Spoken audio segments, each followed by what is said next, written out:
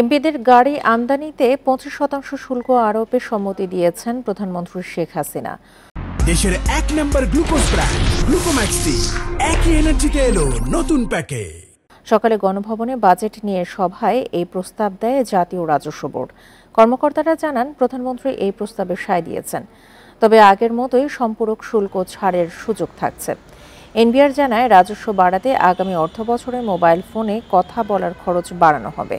Mobile call ও internet ডেটায় সম্পূরক শুল্ক বাড়ানো হবে। উচ্চবিত্তদের ওপর কর বাড়ানোর প্রস্তাবেও সায় দিয়েছেন প্রধানমন্ত্রী। বছরে 50 লাখ টাকার বেশি আয় হলে 30% হারে কর দিতে হবে, যা বর্তমানে 25%। শেয়ার বাজারে ব্যক্তির লেনদেন, মুনাফা, মেট্রো রেলের টিকিট সহ আরও কিছু ক্ষেত্রে কর আরোপেও সম্মতি দিয়েছেন প্রধানমন্ত্রী। তবে ব্যবসা বান্ধব পরিবেশ তৈরিতে কর্পোরেট কর কমাতে বলেছেন তিনি।